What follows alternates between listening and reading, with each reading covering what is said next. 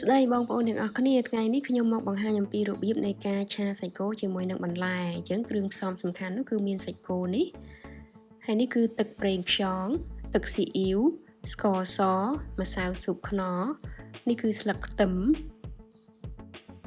ចាយនេះគឺផ្កាខាត់ណាហើយផ្កាខាត់ណានេះខ្ញុំអត់ដាក់ទាំងអស់ទេហើយនេះគឺយើងហៅថាផ្សិតផ្លៅមាន់ការ៉ុតហើយនឹងមើមខ្ទឹមសហើយនេះគឺម្ទេសអញ្ចឹងសូមរងចាំទស្សនានៃការធ្វើទាំងអស់គ្នា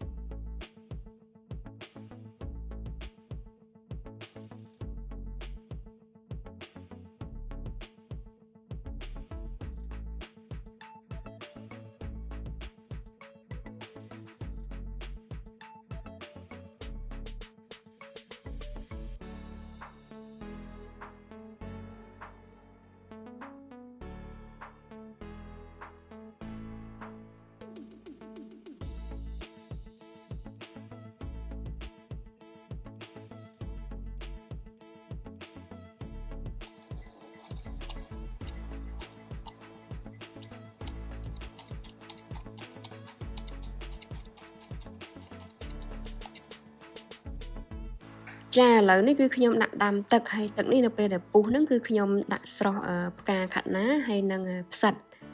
អញ្ចឹងខ្ញុំអត់ស្រស់ការ៉ុតទេអញ្ចឹងណាបងប្អូនបើបងប្អូនចង់ស្រស់ការ៉ុតទៀតក៏បាន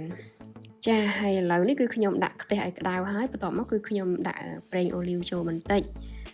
ដើម្បីបំពងខ្ទឹមអញ្ចឹងខ្ញុំចាក់ខ្ទឹមសមើមខ្ទឹមសចូលហើយមើមខ្ទឹមនេះដែលខ្ញុំបានចិញ្ច្រាំហើយយើងទុកមើមខ្ទឹមនេះឲ្យវាមានឈ្ងុយក្លិនឈ្ងុយហើយវាក្រៀមបន្តិចបងប្អូនសឹមយើងដាក់សាច់គោ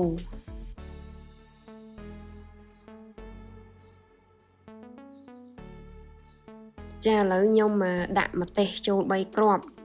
ព្រោះដោយសារទី1ខ្ញុំចង់បានពណ៌ហើយទី2គឺខ្ញុំចង់បានរសជាតិហឹរបន្តិចហើយបន្ទាប់មកទៀតនេះគឺខ្ញុំចាក់សាច់គោចូលតែម្ដងហើយសាច់គោនេះគឺខ្ញុំបានហាន់តូចៗហើយ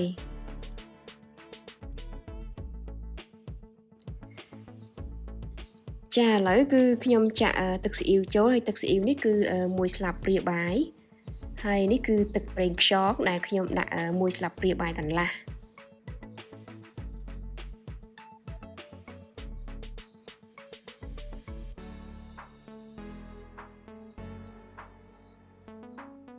ចាបន្តមកទៀតនេះគឺខ្ញុំដាក់ម្សៅស៊ុបខ្នុរដែលខ្ញុំដាក់កន្លះស្លាបព្រាបាយហើយនឹងស្ករសនេះគឺខ្ញុំដាក់1ស្លាបព្រាបាយខ្ញុំដាក់ស្ករយ៉ាងច្រើនព្រោះដោយសារតែទឹកប្រេងខ្យងនោះក៏ប្រៃហើយទឹកស៊ីអ៊ីវក៏ប្រៃចាឥឡូវគឺខ្ញុំ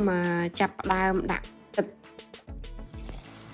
ចាឥឡូវទឹកដែលខ្ញុំដាក់ដាំនោះឥឡូវពុះហើយអញ្ចឹងខ្ញុំដាក់ផ្កាខាត់ណាចូលស្រស់មុនហើយយើងទុកពី2ទៅ3នាទីដើម្បីវាស្ពាប់តិចបងប្អូន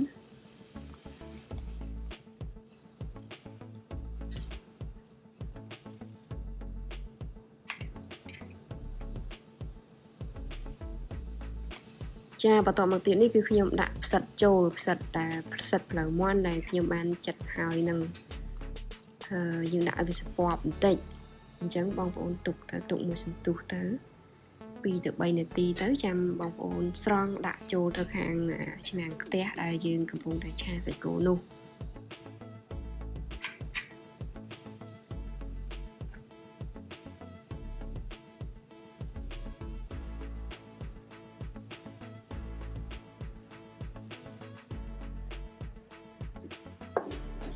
ចាឥឡូវខ្ញុំពិនិត្យមើលសាច់គោនេះឲ្យវាឆ្អិនបន្តិចបន្ទាប់មកខ្ញុំនឹងស្រង់បន្លែដែលយើងស្រុះនឹងដាក់ចូលតែម្ដងហើយបន្លែដែលស្រុះនឹង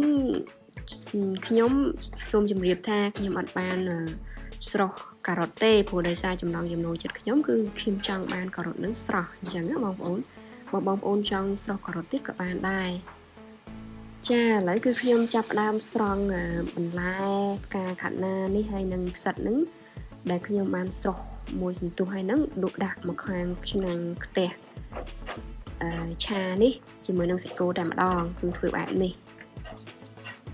ចាអញ្ចឹងខ្ញុំច្របល់បន្លែនេះជាមួយនឹងសាច់គោមួយសន្ទុះសិនបន្ទាប់មកទៅខ្ញុំដាក់ការ៉ុតចូលតែម្ដងចាឥឡូវគឺខ្ញុំដាក់ការ៉ុតចូលតែម្ដងទៅ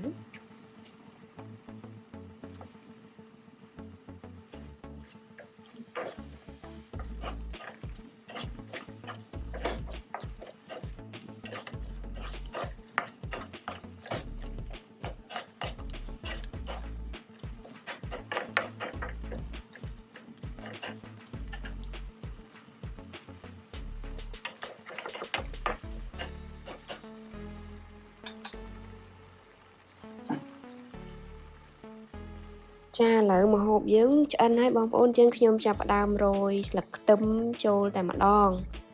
ហើយបន្ទាប់មកខ្ញុំនឹងជោគត្រឡប់បន្តិចគឺយើងអាចញ៉ាំបានហើយម្ហូបនេះគឺឆ្អិនហើយងាយស្រួលធ្វើទេបងប្អូនអញ្ចឹងវីដេអូថ្ងៃនេះគឺមានតែប៉ុណ្ណេះទេហើយនាងខ្ញុំសូមអរគុណច្រើនសម្រាប់ការតាមដានទស្សនាក៏ដូចជាការគាំទ្ររហូតមកហើយក៏សូមអភ័យទោសផងដែរនៅរាល់កំហុសឆ្គងទាំងឡាយអរគុណ